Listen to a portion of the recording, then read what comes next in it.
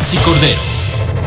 Vamos ahora a la parte de contrastes. En este espacio, mi invitado del día de hoy, a quien saludo con muchísimo gusto, es Arturo Ávila. Él es el presidente de IBN Industrias Militares y también experto en seguridad nacional por Harvard. Gracias, Arturo, por estar con nosotros, con el auditorio de Mega Noticias estos minutos.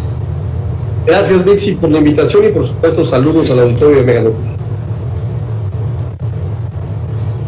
Muchísimas gracias. Este asunto que hemos puesto sobre la mesa, este tema en particular, el de la extorsión, el del cobro de piso, lo que hemos podido notar, y esto es simplemente como ciudadanos, pero tú nos lo dirás como expertos, los grupos criminales han ido evolucionando en cada una de sus actividades y pareciera que particularmente el de la extorsión, el del cobro de piso, les ha resultado muy lucrativo. Deja buena ganancia, les deja buenas... les reditúa bien para que continúen en ello y además para que sea cada vez más visible y no les importe además que las autoridades se den cuenta. Y fíjate, Mitzi, que uno de los grandes problemas que se presenta para el análisis de las extorsiones y el cobro de piso es que resulta muy complicado hacer una definición porque abarca muchos aspectos amplios que van desde la venta de protección ilegal hasta las típicas extorsiones telefónicas. Uh-huh. Sin embargo, Mitzi, un dato interesante es que la consultoría italiana Transcrime ha desarrollado una definición sobre la existencia de dos tipos de extorsiones, una que es sistémica y que es la recurrente, y la ocasional. En el caso de México, por ejemplo, es importante que la estadística se modifique para que permita desagregar el tipo de delito, es decir, si es recurrente o es ocasional, ya que hasta el momento no contamos con información para conocer cuántas denuncias se refieren al engaño y cuántas al cobro de piso. Esto es, cuántas son recurrentes y cuántas son ocasionales. Pero lo vamos a ver un poquito más adelante cuando analicemos la cifra. ¿Esto por qué es importante, Mitch? Es importante conocerlo porque para las organizaciones criminales que cometen rutinariamente los cobros de derecho de piso, constituyen una sustancial parte de su negocio. En el caso de las extorsiones ocasionales, el fenómeno es mucho más esporádico y no está extendido en el territorio. Esto quiere decir que los grupos delincuenciales no cometen continuamente dicha práctica. Si tenemos desagregada esta estadística, el análisis y en consecuencia la intervención que se realiza va a ser, por supuesto, mucho más importante, ¿no? Y por eso me parece importante que Transcrime haga esta división, que entendamos que son recurrentes y sistemáticas y que es indispensable fortalecer las acciones de los gobiernos a favor de la paz, a favor de la seguridad, a favor de las familias y de las empresas, para que puedan cumplir con la obligación de brindar seguridad en este tipo de delito muy específico que es la extorsión. Mencionabas ahorita en algo de tu participación, Arturo, de que no siempre lo llevan a cabo. ¿Por qué? Porque están ocupados en otras actividades criminales y cuando necesitan recursos regresan al de la extorsión, al del cobro de piso, al engaño, como tú lo señalas. Sí, fíjate que la extorsión en México se ha convertido en un fenómeno sumamente complejo, ¿no? Hay una diversidad de posibles sujetos activos que pueden cometer el delito y esto se debe a que detrás de una extorsión puede estar, como tú bien lo mencionas, un integrante de algún grupo del crimen organizado. Incluso las autoridades de cualquier orden del gobierno, delincuentes que se encuentran en las cárceles, entre otros casos. Lamentablemente, Mitzi, por la misma diversidad del fenómeno, se posibilita que en nuestro país sean extorsionadas distintas personas, desde los migrantes que intentan cruzar hacia los Estados Unidos, los comerciantes, las amas de casas, los grandes empresarios, aunque se debe de reconocer que es un delito que está mucho más vinculado con la esfera local. Es decir, en la mayoría de los casos se trata de grupos locales que extorsionan a víctimas locales o localidades vecinas. Cuando es local, Mitzi, el primer orden de gobierno que debería de intervenir, obviamente, sería el gobierno municipal para plantear propuestas enfocadas a tratar de desarticular las dinámicas locales que hacen posible la extorsión. Por eso es bien importante entender que hay una serie de soluciones que hoy están haciendo otros países en América Latina y que han dado resultados muy efectivos, porque como tú bien lo mencionas, es un tema muy local, es un tema en donde está desarticulado desde la parte que es regular o ocasional, donde participan en algunas partes las cárceles y en otra parte también ciertas células de delincuentes del crimen organizado que lo utilizan como una actividad adicional para obtener recursos adicionales también. Así es. Como parte de estas estrategias, ¿cuáles serían? Porque, a ver, vamos a escuchar lo que nos dice César Gutiérrez, que también es un experto en seguridad, abogado especialista en derecho penal. Él nos dice que, bueno, en las autoridades, ya sea de municipal, estatal o federal, se habla mucho de la seguridad pública, pero poco se está invirtiendo en lo que verdaderamente importa. Este podría ser una de las estrategias. Déjame escuchar a César y tú me dices qué opinas, Arturo. Gracias. No invertimos en seguridad, pues por supuesto que no vamos a ver los resultados. ¿Por qué? Es muy fácil. No es una de las prioridades de los niveles de gobierno. No lo hemos visto en las policías municipales, en las policías estatales e incluso lo hemos visto a nivel federal. Desafortunadamente tampoco existe un trabajo de coordinación con las diferentes fiscalías, porque recordemos que el cambiarle el nombre de procuradurías a fiscalías realmente no va a solucionar el problema, porque seguimos teniendo la misma institución pero con un nombre más rimbombante. Y el hacerlos supuestamente independientes, lo único que hace es que no tengan el presupuesto también necesario para poder realizar el trabajo.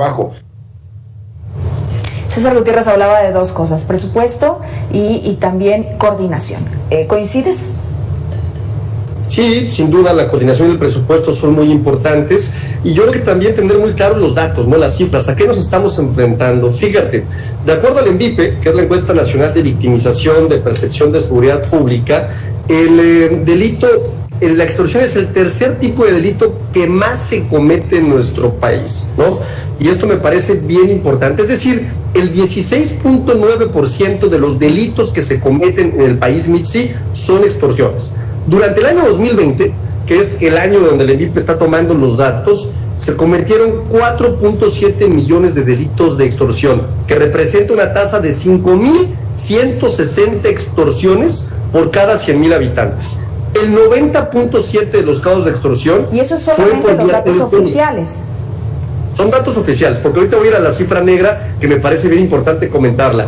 El 90.7 de los casos de extorsión, Mitzi, fue por vía telefónica. La totalidad de los casos que se presentaron, la extorsión fue pagada en un 7.8%, ¿no?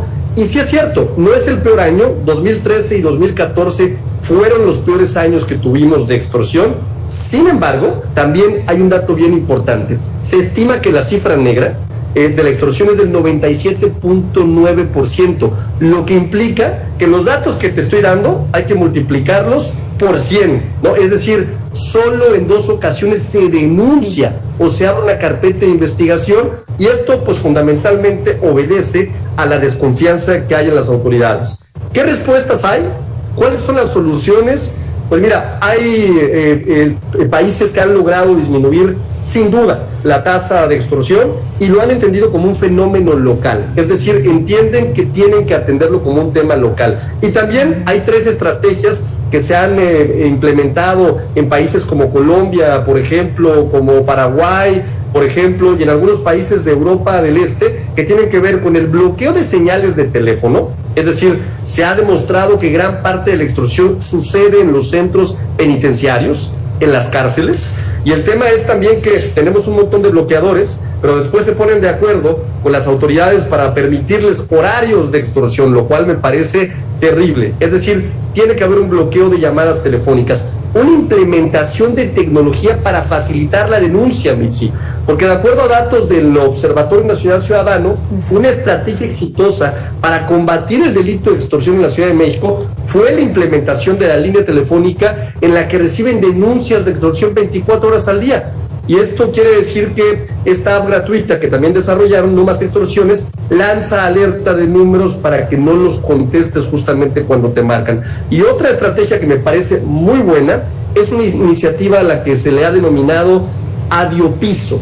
Es una iniciativa realizada en Italia, surge a partir de un empresario siciliano de nombre Libero Grazzi, que se negó a pagar a las organizaciones criminales La estrategia de los dueños de los negocios es directa, pero no de confrontación. Es decir, consiste en señalar a los negocios a través de pegotes, de cartelones que han denunciado la extorsión y que se han negado a pagar el derecho de piso.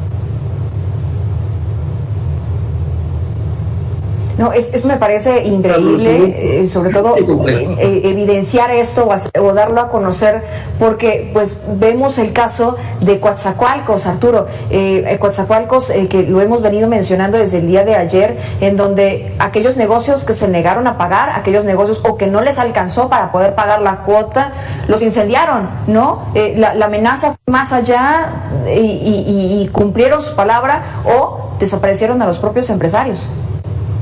Sí, es muy lamentable lo que sucede, ¿no? Y ese es en el otro 10%, ¿no? Hay un 10% que efectivamente, Mitzi, sí tiene una operación territorial, sí existe, sí hay una amenaza real, y en ese 10% es donde las autoridades tienen que hacer un esfuerzo de coordinación, que es muy importante, para poder atender este fenómeno, que sin duda genera un grave problema económico, ¿no? Hay que recordar que hace 5 o 6 años, en Acapulco fue un centro de extorsión muy grande. Y debo decirlo con mucha pena, pero lamentablemente todos los negocios de la entidad se fueron. ¿Por qué? Porque les cobraban el derecho al piso. Entonces, yo creo que las autoridades tienen que hacer un esfuerzo muy importante para entender que este 10% que tiene operación, que tiene territorio, que cobra el derecho al piso, debe de ser desarticulado de una forma a través de incentivos tecnológicos, a través de coordinación con las autoridades y, por supuesto, a través de coordinación con todos los que son lamentablemente víctimas de este delito.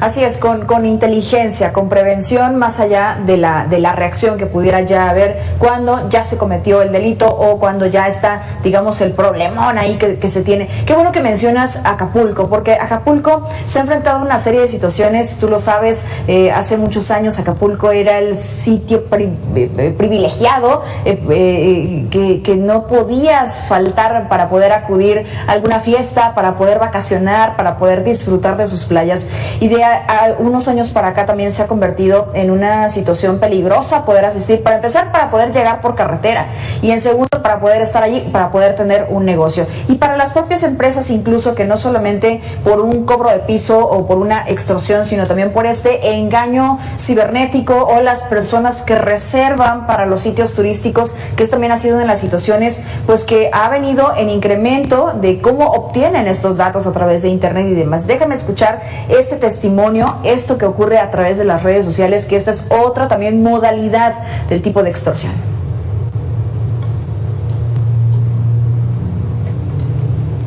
Las redes sociales están haciendo muchas ventas, mucha competencia desleal, inclusive utilizando a veces nombres de instituciones como Hoteles Caret, inclusive algunos hoteles de pueblos mágicos, para hacer sus fraudes. No se deje engañar, compre con su agente de viajes, su asesor experto.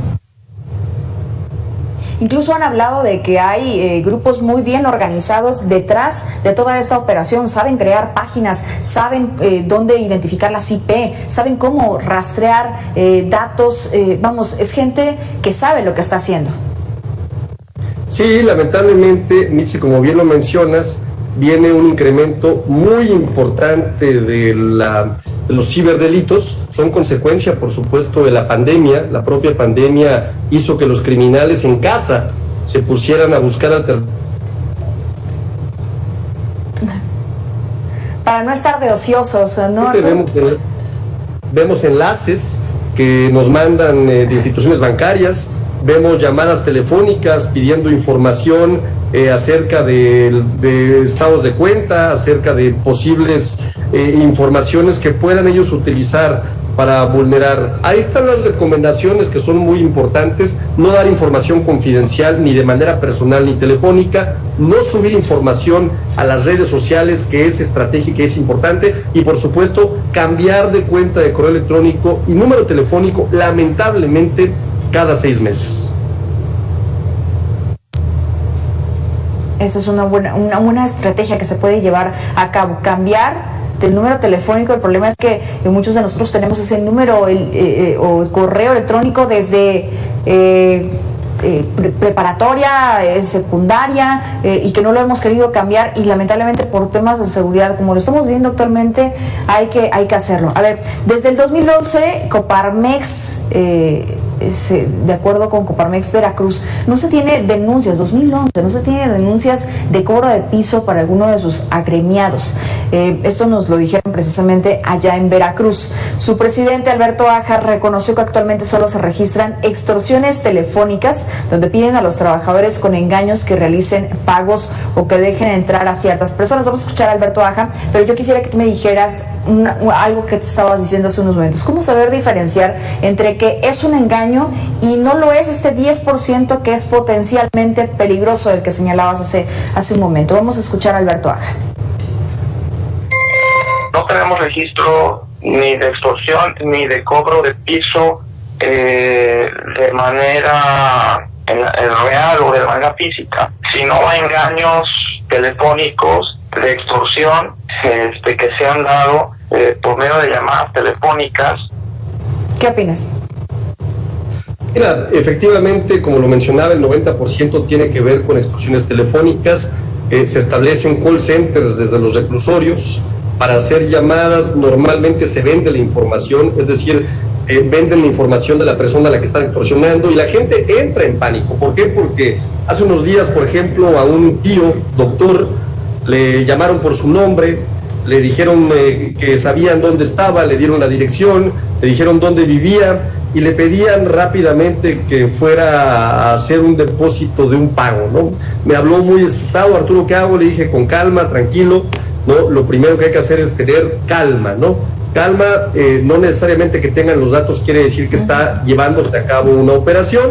Segundo es, no hay que tomarles la llamada, no hay que seguir con el tema de la extorsión. Tercero, hay que identificar los números. Normalmente los números, cuando se identifican y se llevan a las redes para investigarlos, se ve que son códigos donde hay penales y es rápidamente identificable que es un penal. Tratar de bloquear estos teléfonos para no tener evidentemente ningún problema. Ahora, si la amenaza naturalmente tiene ya un contacto físico, es decir, va una persona se acerca, alguien llega al negocio, alguien lleva, en ese momento tenemos que levantar las denuncias, tenemos que hacer lo propio, porque entonces sí hay una operación territorial al lado de la estrategia de extorsión.